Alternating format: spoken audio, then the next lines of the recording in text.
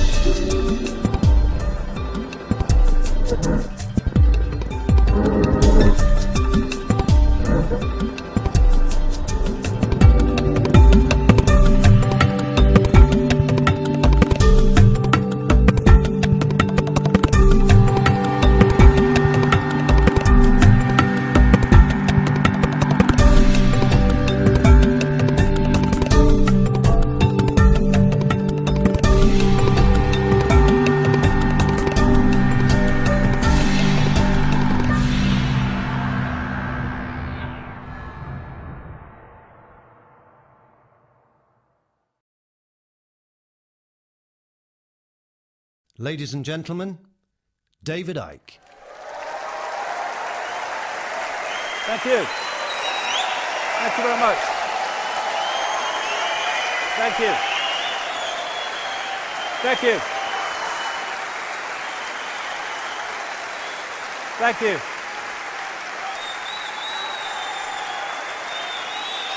Thank you very much.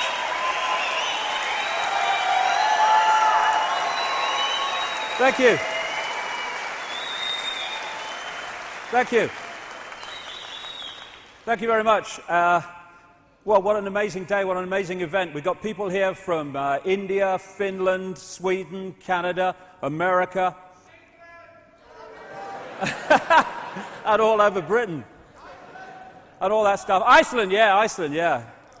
And I'd like to thank everyone for coming. I'd like to thank all the crew who've made this possible, to JP and Sean. Thank you, and to Dave Elliott and all the crew that have made this possible. And also to Bill. Bill has come all the way from America. He's an American professional TV cameraman, and he's come over here to work on this event just because he believes in what we're trying to do. So thanks for Bill for coming. Thank you. And also in the audience, somewhere out there, because it all looks black to me, is a lady called Yava. Are you there, Yave? There, she's over there. Yeva used to travel with me back in the days when I used to arrive at an event. I'd put the chairs out. Yave would sit to take the tickets from people. She wouldn't take many tickets, you know, sometimes 8 or 9. They'd sit in the seats.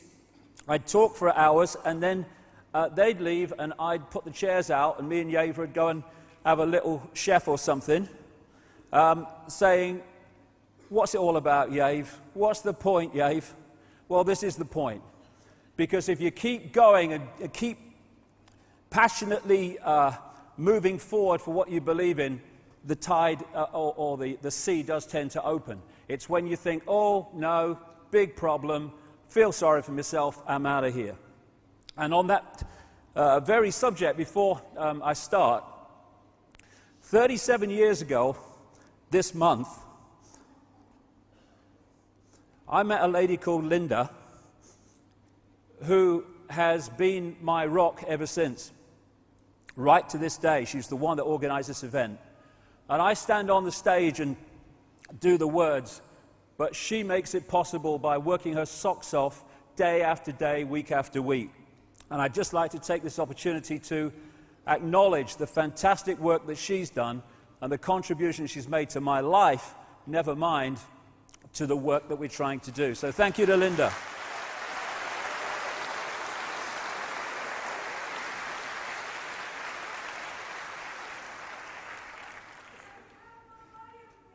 Now, free your mind. I can't hear you, so there you go. Free your mind is what the whole theme of this event is about. And, well, free our minds, because it includes mine as well. And free your mind doesn't mean believe what I say, or believe it because I say it, or take it as read. Free your mind just means opening the mind to all possibility, and then deciding what part of all possibility we choose to accept as reality. So what I'm not doing is standing up here today and saying, "I've got all the answers, here you go, here's another belief system." It's information, it's what I've compiled, it's conclusions I've come to over the last 20 years of full-time research in about 45 countries, but it's information. It's not there to be believed just because I say it. And I think I can sum it up really by what this man said. Wilhelm Reich, who was a philosopher and an inventor and what have you, and he said this: "Am I a spaceman? Do I belong to a new race on Earth bred by men from outer space in embraces with Earth women? I request my right and privilege to have such thoughts and ask such questions without being threatened to be jailed by any administrative agency of society. In the face of a rigid, doctrinaire, self-appointed, ready-to-kill hierarchy of scientific censorship, it appears foolish to publish such thoughts. Anyone malignant enough could do anything with them," and they did. Still, the right to be wrong has to be maintained.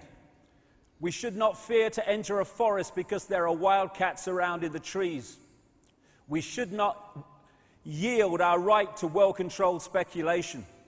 It is certain questions entailed in such speculation which administrators of established knowledge fear. But in entering the cosmic age, we should certainly insist on the right to ask new, even silly questions, or apparently so, without being molested. 20 years ago, nearly, I decided I was going to take that right. And I'm going to continue to exercise that right to the day I leave this reality.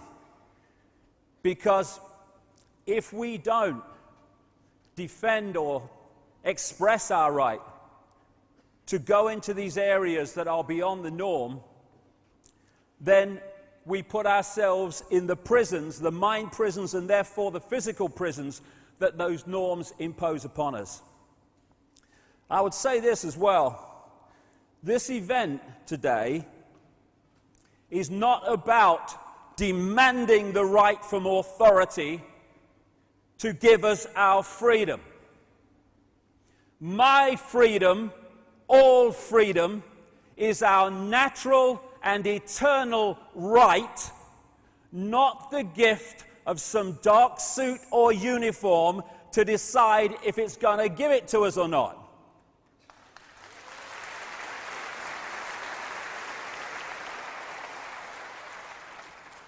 And so this is also not a day for being intimidated and frightened by this big brother crap and all these goons in uniform who seek to impose someone else's will upon us.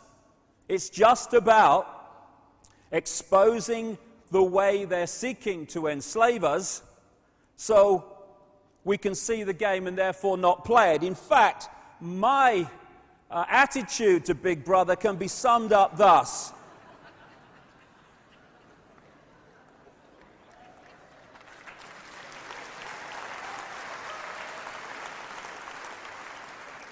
Oh, Big Brother, oh my God. God, sod that for a lark. As Gandhi said, an error does not become truth by reason of multiplied propagation, nor does truth become error because nobody will see it. Put more simply, in his words again, even if you are in a minority of one, the truth is still the truth.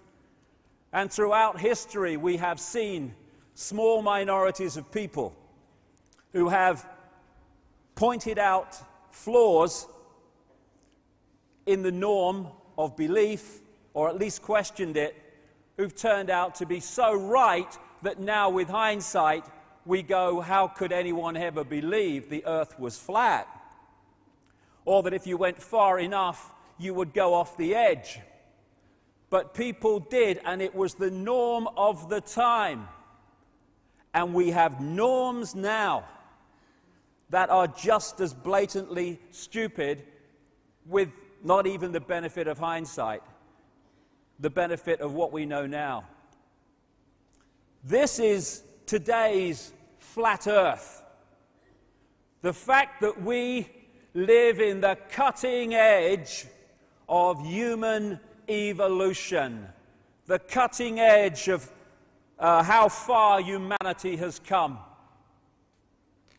turning a planet of enormous beauty into a shite hole, ain't the cutting edge of human evolution. We're also being asked to believe, as Orwell said, war is peace, freedom is slavery, ignorance is strength. And we are at the cutting edge of human understanding. As Michael Elner said, just look at us. Everything is backwards. Everything is upside down.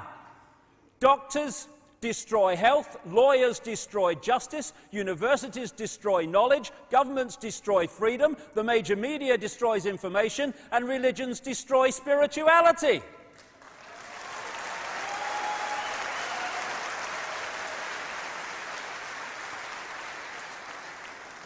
I think there's more to know here. And it's all true. As H.L. Mencken said, the men the American people admire most extravagantly are the greatest liars. The men they detest most violently are those who try to tell them the truth. We live in topsy-turvy land. Why is everything upside down? Everything back to front? Why are there billions of bewildered people who don't understand who they are, where they are, what the whole business of life is all about? The world seems such a ball of confusion and complexity and bewilderment. But it is when you don't have the coordinates to connect things together. Because when you connect the dots, you start to see that apparent complexity as it's played out, an apparent bewilderment as it's played out, has a very seriously clear picture that emerges. Because as you connect the dots between different people, organizations, places, religions, history, suddenly the picture starts to form. Oh, so that's it. If you don't connect the dots, it's just a mass of what's all this about. When you connect the dots, you get the elephant in the living room. You can start to see daily life and the daily news, or passes for it, and all this stuff in a completely different light. And suddenly, what seemed to be incomprehensible starts to make clearer and clearer sense.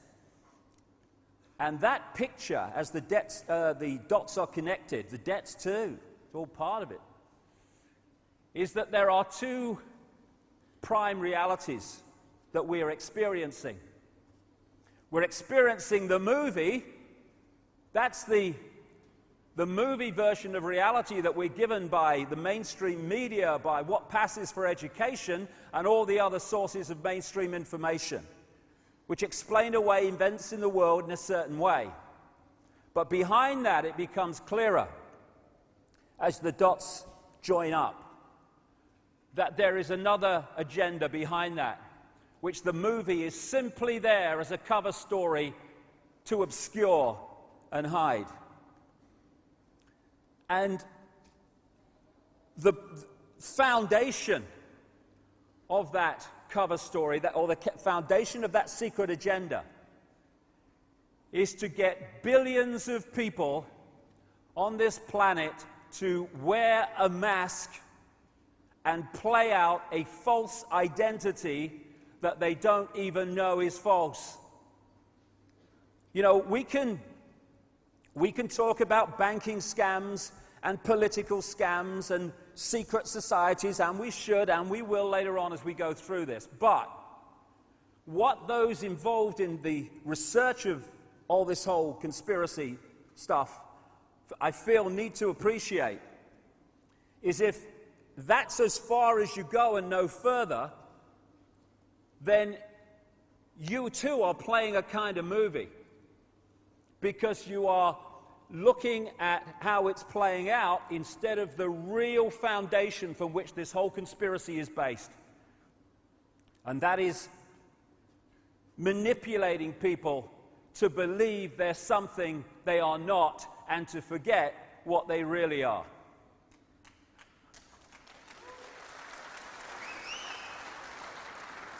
And what we really are is consciousness. Infinite consciousness connected to all other consciousness, the seamless ocean of infinity. And we can move our point of observation around that consciousness and express and celebrate its uniqueness, but we are all of one infinite mind, one infinite consciousness. And the illusion of apartness is an experience of this reality, and its extenuation or accentuation by the manipulators is to get us to see ourselves and everything in terms of apartness instead of as a connected whole. This is symbolically, even more than symbolically, the situation that this whole conspiracy is designed to put us in a bubble of consciousness, which I call body consciousness, which is disconnected from its awareness of the full magnitude of what it is, to the point where it operates on a fraction of its true self and its infinite potential.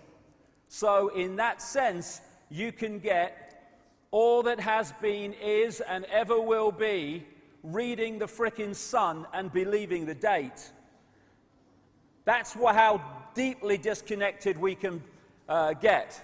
For people watching this in other parts of the world, the Sun is a newspaper, and I use that word in its widest possible sense.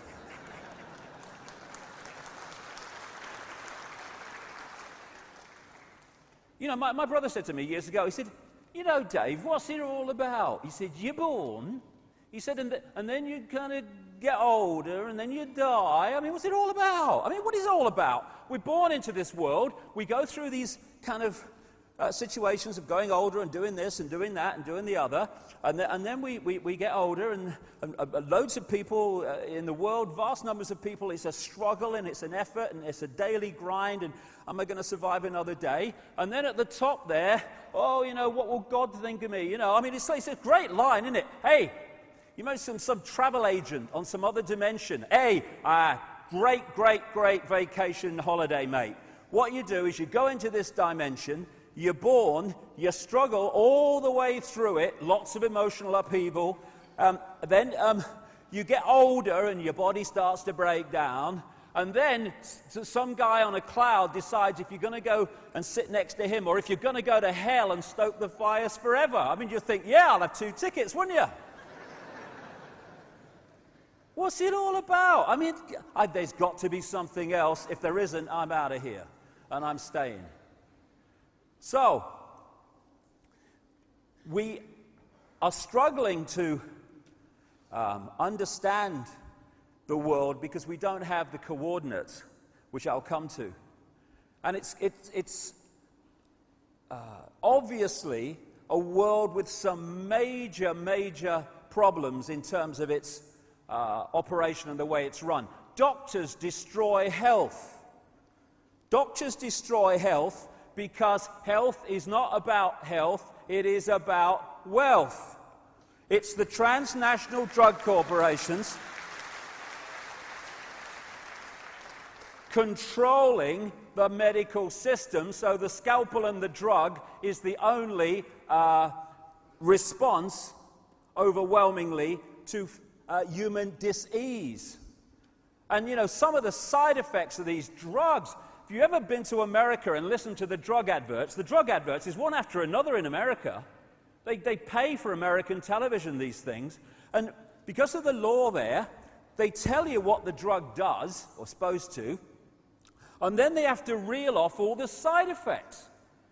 But they're not side effects, you see. That's another little con. Oh, these are the side effects of this drug. No, they're the effects, mate. Not side effects, the frickin' effects.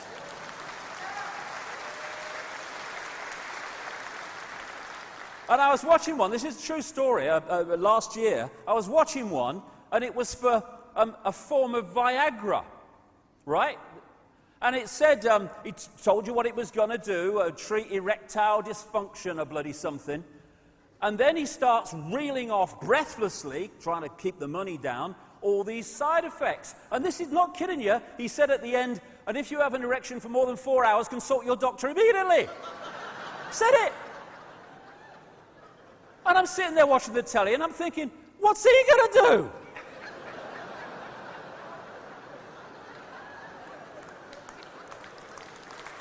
I mean,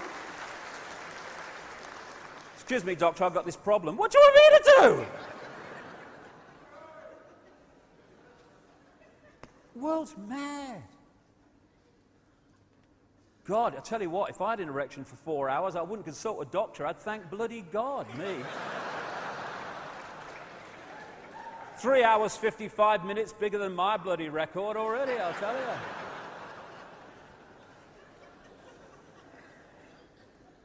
So Big Pharma runs the health industry, and it's not about health, and that's why doctors destroy knowledge. Doctors destroy health. Lawyers destroy justice. Of course they do, especially those that represent the state. And I love this one. When the state takes you to law, the people taking you to law have their legal bills paid by the people. The people who are being taken to law have to pay their own as well as the others. And then when someone wants to take the government on for something the government's done, the government defends itself with the money through the lawyers paid for by the people, and the person taking the government on has to pay their own as well as that. Universities destroy knowledge, of course. The one thing you don't want, if you want to create a centralized dictatorship, is a thinking, sharp-minded, open-minded, aware population that can see through your crap. So you sell them from cradle to grave the belief system you want. You just program their minds to see the world the way that suits your agenda. All over the world, we must have education. Yes, let's try it. Let's have some education instead of indoctrination of a belief system. Governments destroy freedom. Of course they do. I mean, governments are not there. Let's get this sorted out. Governments are not there to serve the people are there to serve the government and the forces that control the government. That's the relationship, and we need to understand that. You've got the dark suits who orchestrate, front up this political agenda for the Orwellian state, and they come from certain bloodlines, which I'll come to, and these people are such frontmen. You can have an idiot in power as President of the United States. It doesn't matter, because he ain't calling the shots. He's just signing the legislation into law. So much so that when he's doing press conferences, he's got this wire in his bloody ear telling him what to bloody say if he gets in trouble, which is most of the time. And this world is at the cutting edge of evolution. Mr. President, okay, that's good. Okay, now what we're going to do, Mr. President, we're going to have the big finish, the big Churchillian finish. Okay, go. Our enemies are innovative and resourceful, and so are we. They never stop thinking about new ways to harm our country and our people, and neither do we.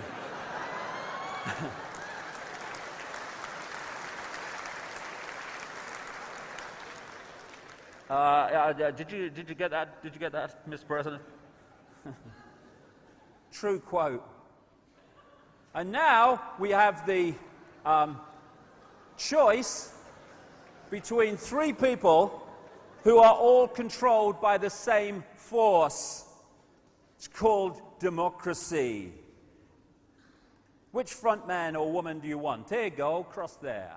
And these are the people who are fronting up the destruction of our freedom of expression. Then the media. The media are there to tell the people the version of life and events that suits the agenda. And those real journalists who don't will tell you how hard it is to get other kinds of information into the mainstream.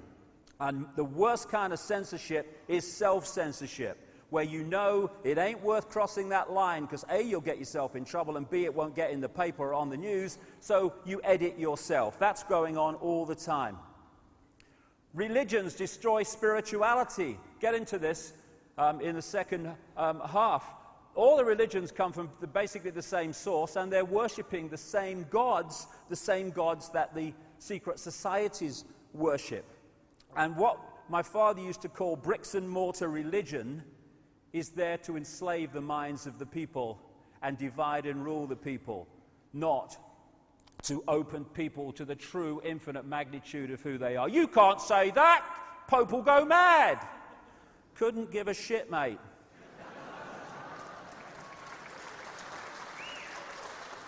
It's a mad world which is sold to us as sanity and rational. And it's held together by what my friend Mike Lambert, who's in the audience today, calls repeaters.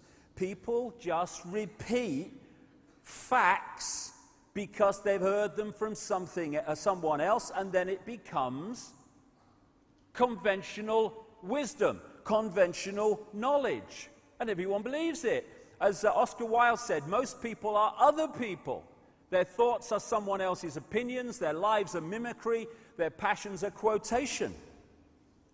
And Mark Twain, I love this one, in religion and politics, people's beliefs and convictions are in almost every case gotten at second hand, without examination from authorities who have not themselves examined the questions at issue, but have taken them at second hand from other non-examiners whose opinions about them were not worth a brass farthing. There you have where the conventional knowledge, wisdom, this is how it is, mate, comes from.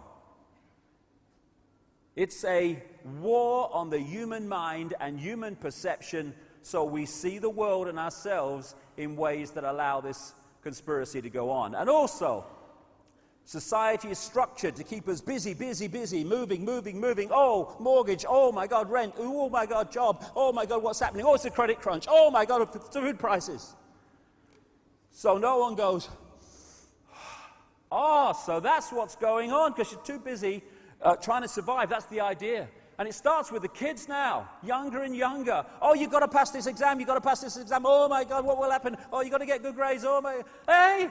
Have some bloody fun. Have a bloody laugh, mate. We should have happy lessons. What makes you happy? Okay, we're going to do that today. What makes you fulfilled? What makes you feel good about yourself? We're going to do that today. No! Algebra. Algebra. What the bloody hell is all that about?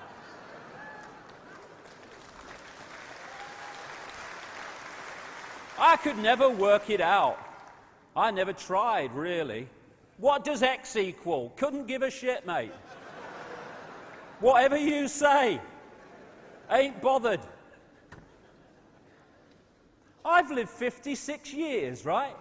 I've never used bloody algebra. I've never entered my mind. Shh. Get that one. Delete file.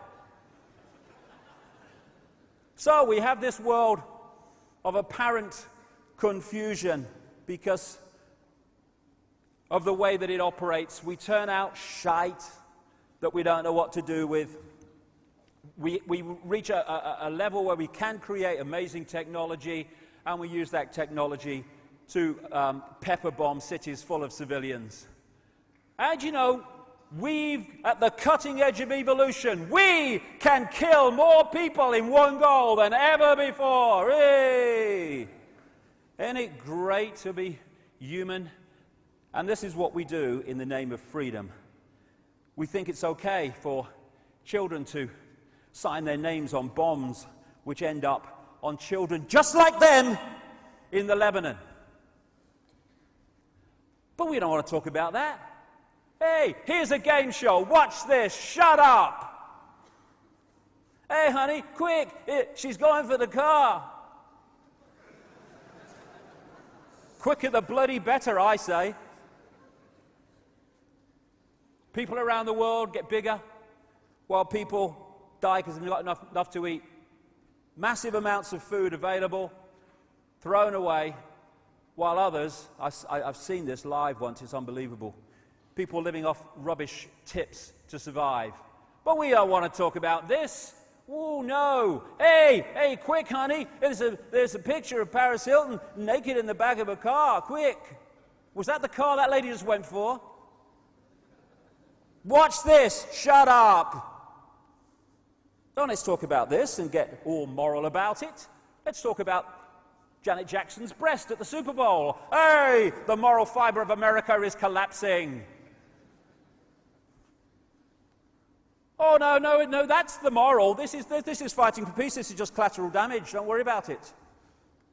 As Gandhi said, what difference does it make to the dead, to the orphans and the homeless, whether the mad destruction is wrought under the name of totalitarianism or the holy name of liberty or democracy? None whatsoever. They're all tyrannies when they do that. Then we have the money. What you do is you go to the bank and you borrow money that has never, does not, and will never exist, called credit, and then you mortgage your house to it, you mortgage your car to it, your land to it, your business to it, and if you don't pay back money that doesn't exist, called credit, then the people that have lent you that non-existent money get your car and your business and your house. Yes, that makes sense. And this money scam, where they get us into debt by borrowing money that has never, does not, will never exist, is in the very DNA of society. It controls choice, controls maneuverability, or if we allow it to, controls society. And who controls money? Controls society. Who controls money? A tiny few people, as we'll see. But we don't want to talk about that. Hey, honey, quick, on the Jerry Springer Show, this man's going to hit his girlfriend. Quick, quick. Watch this. Shut up. Then there's the new religion of celebrityism. Go to the supermarket. Yay, get on with your life. There's the goddess. And then, if you want to know what's going on in the world, that's no problem, because these people will tell you everything that the people that control and own their industry think is fit for you to know, so you'll believe and see the world the way they want you to see it, called the news. And then be afraid. It's a world in which we must be afraid all the time, must be afraid of not having enough money, afraid of what's going to happen in all areas of our lives, afraid of the future, afraid, survive, we must survive, or we must always be in a state of fearing not surviving. It's a crazy, crazy world. But why? Why is it an upside-down, lunatic world that we live in? People might say, oh, it's all a coincidence. It just happened like that. Well, I would say after 20 years of this, that it is coldly calculated to be like this because of the outcome that it gives those who are manipulating society in this way. And it's not just one level. There are multi-levels to this conspiracy. Yes, there's dark suits sitting around a table and orchestrating this to an extent, but they're still the gophers playing it out. It goes much, much deeper, and we'll go there as we go along today. The reason we are confused about the world and everything that goes on in it is because we don't have the coordinates. We don't have the coordinates from which to see how things fit together. I remember I was on the Isle of Wight ferry once, and what it does, it comes out of Portsmouth Harbour, it goes along the coast a little bit, and then it turns out and goes across to the Isle of Wight.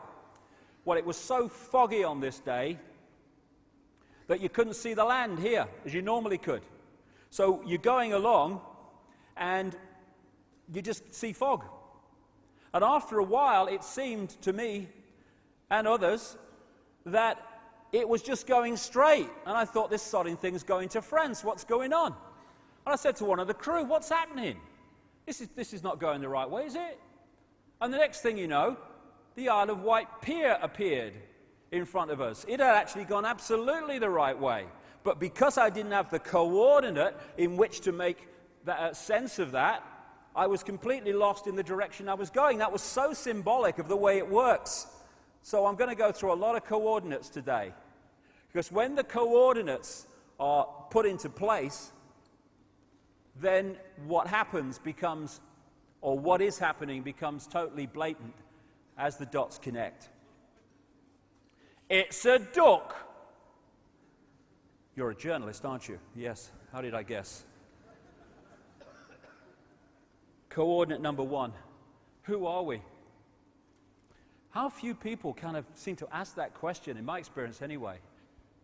I live in the real world, mate. I've got to get on with my job and my life. Yeah, but who are we? What are we doing? Oh, I'm bothered. We're going to get on with my life. But without this knowledge, this key coordinate, how the hell can we understand what's happening and our part in it? Coordinate number one, we are consciousness.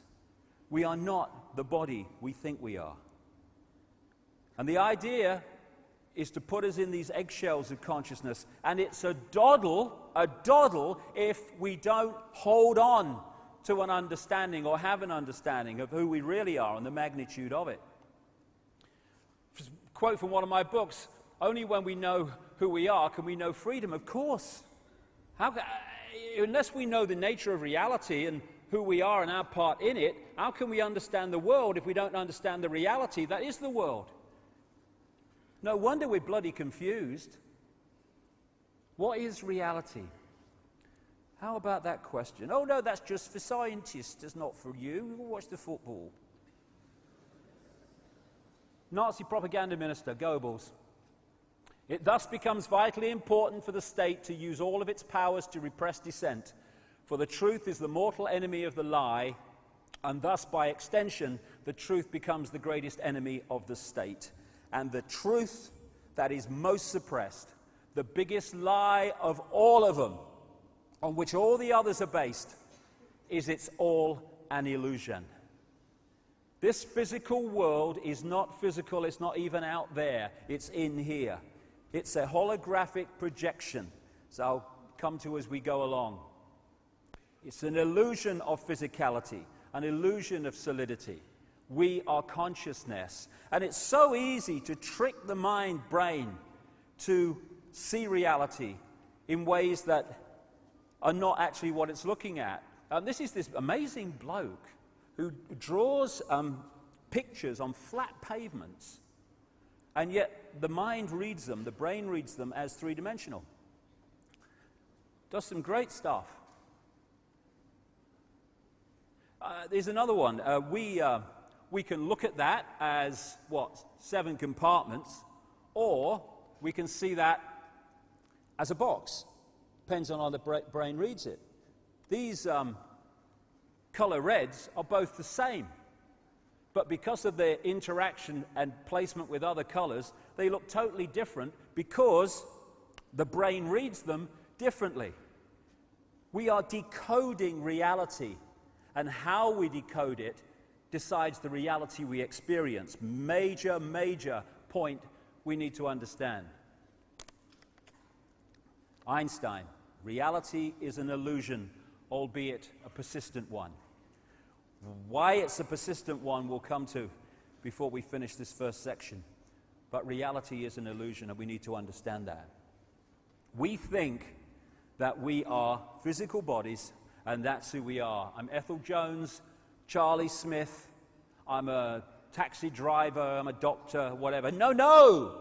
They are what we are experiencing. They're not who we are.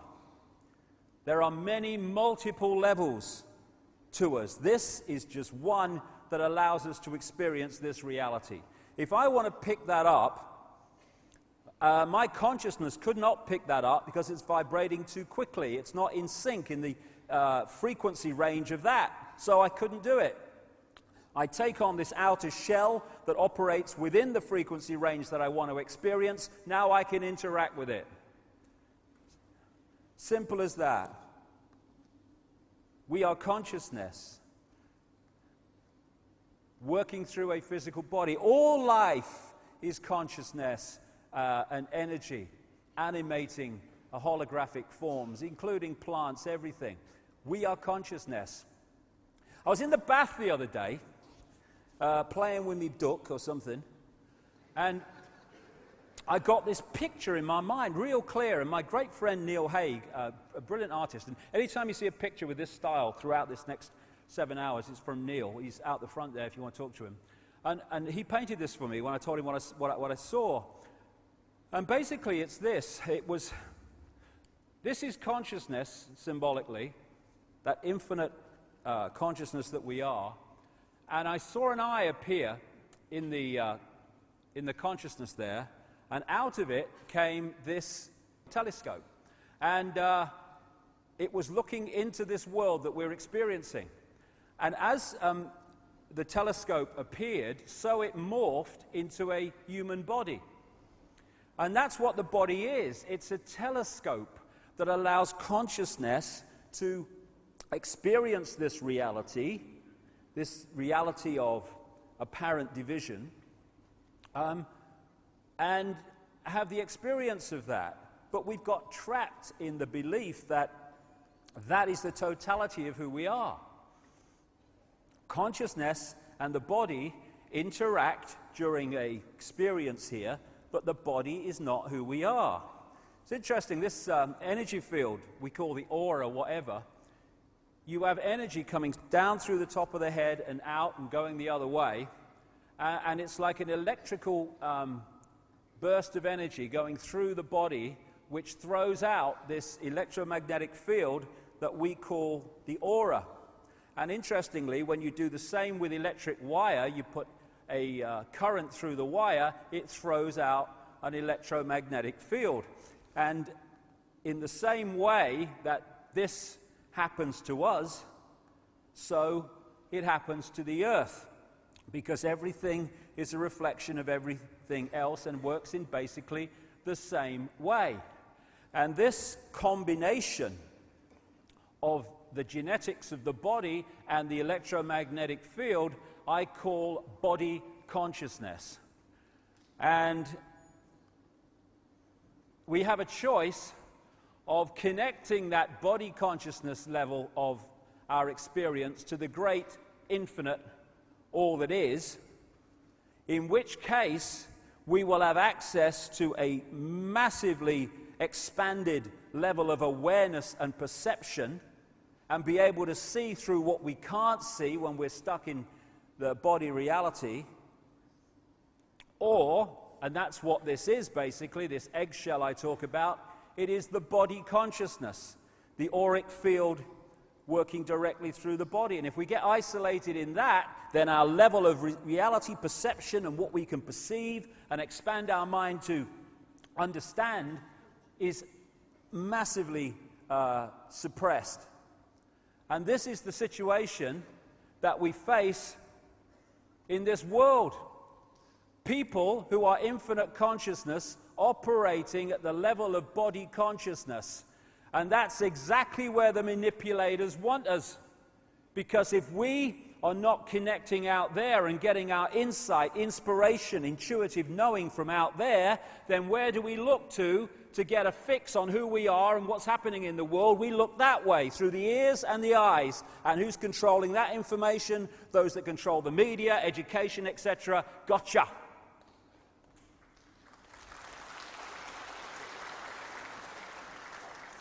The body, I call it a genetic spacesuit. And it's kind of funny.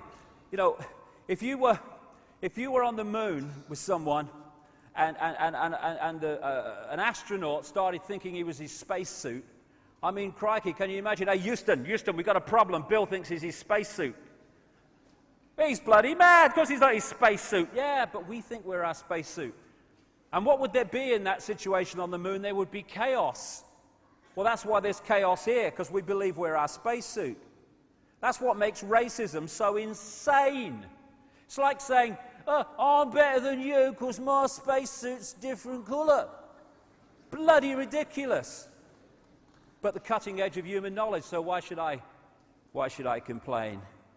We are consciousness working through the body. Now, I got a real amazing feeling for this. About 2 years ago, just before I last spoke here, when my mother died, Barbara, and I went along to the funeral, obviously, and my brother had organised it, and he said to me, do you want to come and see your mum while in the mortuary or at the funeral parlour? And my immediate reaction was, no, I remember her as she was, because it's just a body anyway. But something said, no, go. And for some reason in my life, I've never come across, the first time I've seen a dead body was my mother. And I turn up, and I walk in this room, and there's this body in this coffin, this open coffin. And I know it sounds ridiculous, but it was dead. There was no bloody life there whatsoever. Dead, unbelievably dead, took me aback dead. And next to it was this picture, which my brother had blown up, which was going to go and be used in the funeral, which it was. And there was my mother's absolutely dead body, and there was this picture of my mother absolutely full of life, full of energy, full of sparkle. And I stood there, and I could see in those two images what life is, what consciousness is. Because that was alive, that was dead. We are consciousness. And we've got confused. And in identifying who we are with the body, we've seriously buggered up our sense of perception and therefore our ability to be free. The energy that or the reality that we are experiencing, that we apparently see with our eyes, is just a frequency range. That's all it is. And it is minute. What we call visible light. According to current mainstream science, the electromagnetic spectrum is 0.005% of the energy known to exist in the universe. 0.005%. And visible light, which is the only frequency that our eyes can decode into this reality, is a fraction of the 0.005%. We are basically visually blind in terms of what exists in the same space that we're experiencing. It's just a television, holographic television station we're experiencing. Tiny frequency range, visible light that we are experiencing. And what we are is, at this level, receiver-transmitters of information. And the range of frequencies that we are accessing decides the range and perception and awareness of reality that we experience. So the more you can close down the range of frequencies that we are accessing, the more you close down the perception and the sense of infinity of the people you are targeting. The body is a biological computer.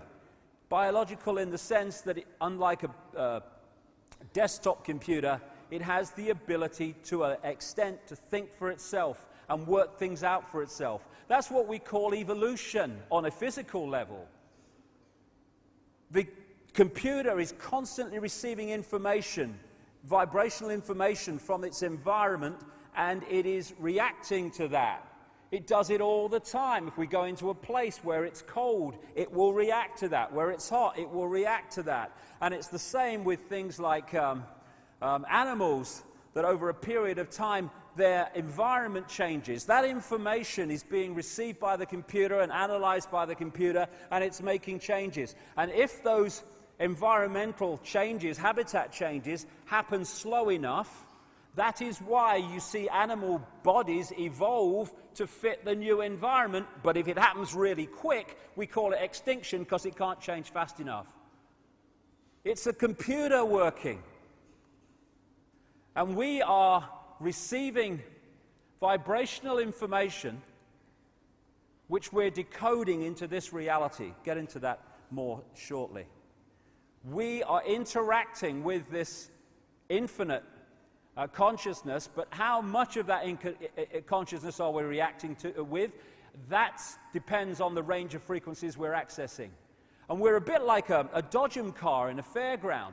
You know, you've got the dodgem car, it's going round, it's doing everything, lots of energy, and then once the power is switched off, it's, hey, my car's gone dead.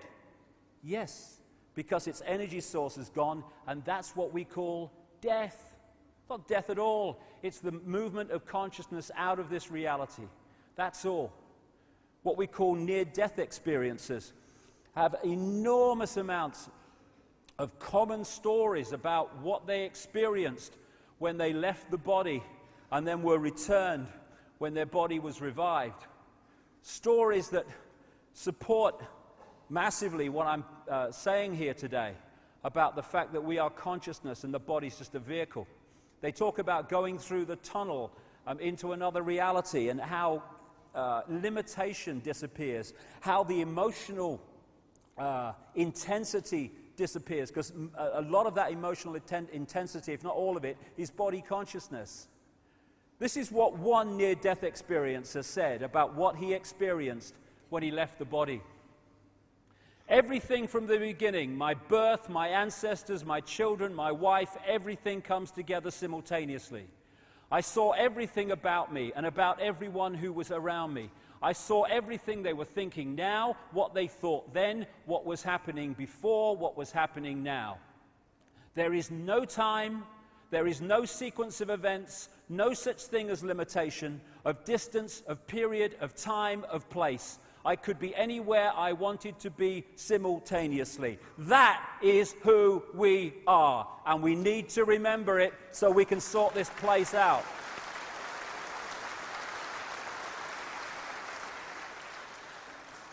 What do you mean there's no time? That's stupid. Oh, right. So, manufactured time is on my wrist. If I cross a certain invisible point in the world, I enter yesterday or tomorrow. Ridiculous. It's a decoding illusion, time and sequence. As William Blake said, to see a world in a grain of sand and heaven in a wild flower, hold infinity in the palm of your hand and eternity in an hour. Everything is everything else happening at the same time. It's a decoding process. If you are watching a film, movie on a DVD on the telly, where you are in the movie, you think is the present. The scenes in the movie you've just left or watched is your past, and the scenes you've not seen yet are your future. But all of them still exist in the same moment that you're experiencing what you perceive to be the present. And if you run back, bingo, you're in the past. You run forward, you're in the future. No, you're in the same now. As H.M. Tomlinson said, we see things not as they are, but as we are, because as we are decides how we decode reality. And this conspiracy might play out as banking scams and political scams. Yes, it does, and we should know that. But this conspiracy is about manipulating our sense of who we are so we decode what they want us to experience. And what that perception is one of division, apartness, because that creates the fault lines through which they can divide and rule us when we are oneness, all connected at different points of perception and observation within that whole, therefore expressing glorious diversity, but still connected. And that's the point, you know. I understand it. When you're talking about oneness, people think that it's like everyone therefore becomes one clone blob, like this. I'm oneness and also am I, oh yeah. What is oneness? What is this oneness I'm talking about? It is all possibility. That's what it is. It is everything that has, is, or ever will be there to be experienced. So there is no contradiction between being in a point of awareness of the connectedness of everything and at the same time celebrating and expressing your glorious diversity and uniqueness of perception. Indeed, the uniqueness of our expressing of our lives is honoring, if you like, the oneness that is all, because it's all possibility. What you get, ironically, when you disconnect from that into that, is you get a situation where you do get people who are, you know, I'm not oneness, neither am I, I'm not oneness. You do get uniformity, because people start operating on the same tiny range of frequencies, and therefore they start acting and seeing the world the same. Everyone thinks the same, everyone's tuning to the same bloody station. That's why we think when we experience the world, and understandably it seems like that, and the way we decode it, that the world is out there, that it's out there. In fact, it's just a projection. It's all going on in our minds, in our heads, as we decode reality. As the great Bill Hicks, the American comedian, said. What a great man he was. Great man. All matter is merely energy condensed to a slow vibration. We're all one consciousness experiencing itself subjectively. There's no such thing as death. Life is only a dream, and we are the imagination of ourselves. And that's the foundation of the conspiracy. Manipulating our imagination of ourselves. Infinite love is the only truth. The existence of an infinite consciousness is the only truth. Everything else is illusion. Everything else is the imagination of that consciousness made manifest and experienced. This is who we are. This is what we think we are. We think we're the body that we see in the mirror. Humans are a software program.